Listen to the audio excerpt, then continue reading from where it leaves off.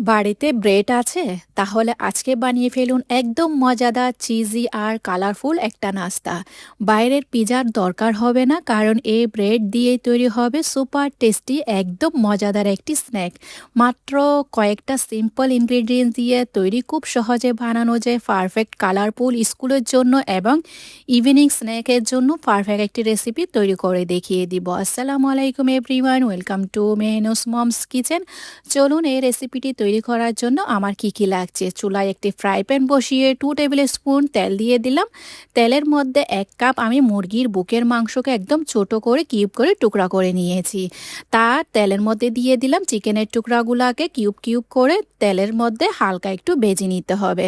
মুরগির বুকের মাংসগুলাকে তেলে হালকা একটু ভেজে নেওয়ার পর 1/4 টিস্পুনের মতো রসুন বাটা দিয়ে দিয়েছি, 1/4 টিস্পুন আদা বাটা দিয়ে দিয়েছি। খুবই সামান্য পরিমাণ, যেহেতু আমি এখানে 1 কাপের মতো চিকেনের ব্রেস্ট বা মুরগির বুকের মাংস ইউজ করেছি, তার জন্য সামান্য আদা রসুন পেস্ট দিয়ে দিয়েছি।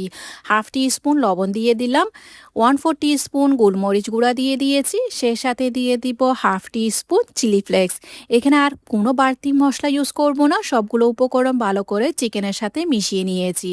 মুরগির বুকের মাংস রান্না হতে বেশি সময় লাগে না। যখনই দেখবেন মুরগির বুকের মাংসটা সেদ্ধ হয়ে গিয়েছে, এখানে দিয়ে দিলাম একটি মিডিয়াম সাইজের পেঁয়াজকে চপ করে 2 টেবিল স্পুন দিয়ে দিয়েছি, ক্যাপসিকামকে চপ করে, তারপর সবগুলা উপকরণ ভালো করে আবার মিশিয়ে নিতে হবে। মিশিয়ে নেওয়ার পর মাঝখানে একটু ফাঁকা করে তারপরে এখানে আমি এর মধ্যে দিয়ে দিলাম 1 টেবিল স্পুনের মতো বাটার। বাটারটি দিয়ে দেওয়ার পর এখানে তারপর ইউজ করব 1 টেবিল স্পুন ময়দা।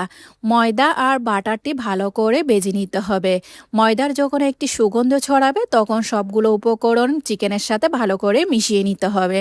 মিশিয়ে নেওয়ার পর এবার সবগুলো একসাথে মিশিয়ে নিয়েছি, দেখতেই পারছেন। এর মধ্যে আমি এখন লিকুইড দুধ ইউজ করব। এখানে আমি 1/2 কাপ লিকুইড দুধ ইউজ করেছি। 1/2 কাপ তরল দুধ দিয়ে দেওয়ার পর সবগুলো উপকরণ ভালো করে মিশিয়ে নিয়েছি।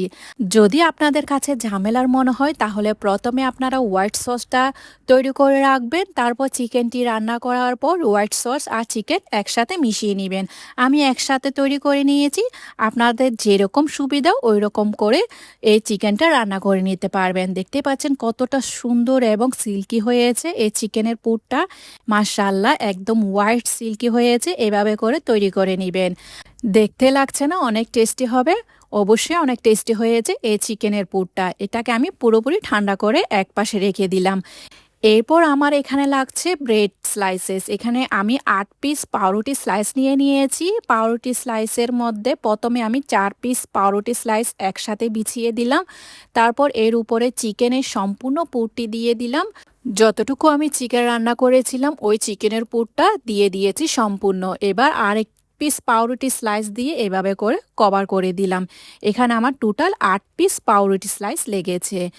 এরপর এগুলোকে হালকা একটু প্রেস করে একপাশে রেখে দিব। এবার আমি একটি সস তৈরি করব। তার জন্য এখানে আমি পরিমাণ মতো টমেটো সস আর পরিমাণ মতো মেয়োনিজ নিয়ে নিয়েছি।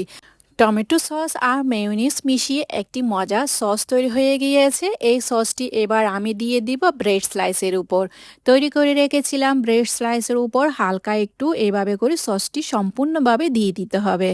একদম ইভেনলি সসটি দিয়ে দেওয়ার পর দেখতেই পাচ্ছেন আমি কিভাবে দিচ্ছি, ঠিক সেমভাবে আপনারা সসটি ভালো করে লাগিয়ে নেবেন।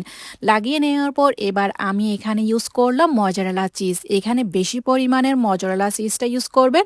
আর আপনার হাতের কাছে যেসব চিজ আছে ওই চিজগুলোও ইউজ করতে পারেন। আমি এখানে মজারেলা চিজ ইউজ করলাম। চিজটি দিয়ে দেওয়ার পর উপর দিয়ে কিছুটা ক্যাপসিকাম চপ দিয়ে দিলাম। এরপর দিয়ে দিয়েছি পেঁয়াজকে চপ করে। এরপর এর মধ্যে দিয়ে দিয়েছি আমি টমেটোকে চপ করে। এখানে সম্পূর্ণ আপনারা আপনাদের পছন্দ অনুযায়ী সবজি দিয়ে দিবেন। দেখতেই পেলেন কত সুন্দর কালারফুল হয়েছে। এবার এগুলাকে টোস্ট করার জন্য চুলায় একটি ফ্রাই প্যান বসিয়ে বা গ্রিল প্যান বসিয়ে দিবেন। তারপর এর মধ্যে 1 টেবিল স্পুনের মতো বাটার দিয়ে দিয়েছি। বাটারটাকে সম্পূর্ণভাবে প্যানের উপর দিয়ে ছড়িয়ে দিতে হবে। যখন বাটারটি গলে আসবে, আস্তে আস্তে করে তৈরি করে রাখা ব্রেড বা পাউরুটি স্লাইসগুলো দিয়ে দিলাম। একদম ধিমি আছে, লো আছে, এগুলাকে ছেঁকে নিবে যতক্ষণ না পর্যন্ত চিজটা মেল্ট হয়ে আসছে। যদি আপনাদের তাওয়া একদম পাতলা হয় তাহলে নিচে আরেকটি তাওয়া দিয়ে এইভাবে করে একদম টোস্ট করে ছেঁকে নেবেন। আর আপনাদের যদি মনে হয় ওভেনে বেক করবেন তাহলে ওভেনেও আপনারা এই নাস্তাটি বেক করে নিতে পারবেন। মাশাআল্লাহ, দেখতেই পাচ্ছেন কত সুন্দর হয়েছে। আমার রেসিপি যদি আপনাদের কাছে ভালো লেগে থাকে তাহলে ফ্রেন্ডস অ্যান্ড ফ্যামিলির সাথে অবশ্যই শেয়ার করবেন। লাইক, কমেন্ট, সাবস্ক্রাইব করতে একদমই ভুলবেন না। যদি আপনারা ফেসবুক পেজ থেকে দেখে থাকেন তাহলে পেজটাকে একটু ফলো করে দিয়ে যাবেন। ভিডিও বানাতে বানাতে বা করতে করতে নাস্তাটি হালকা একটু ঠান্ডা হয়ে গিয়েছে, না হলে চিজটা একদম পুল আপ হয়ে আসতো। মাশাআল্লাহ, এভাবে করে তৈরি করে খাবেন। আজকে তাহলে এ পর্যন্ত, দেখা হচ্ছে নতুন আরেকটি রেসিপি নিয়ে। সে পর্যন্ত ভালো থাকবেন, সুস্থ থাকবেন, আমার জন্য দোয়া করবেন।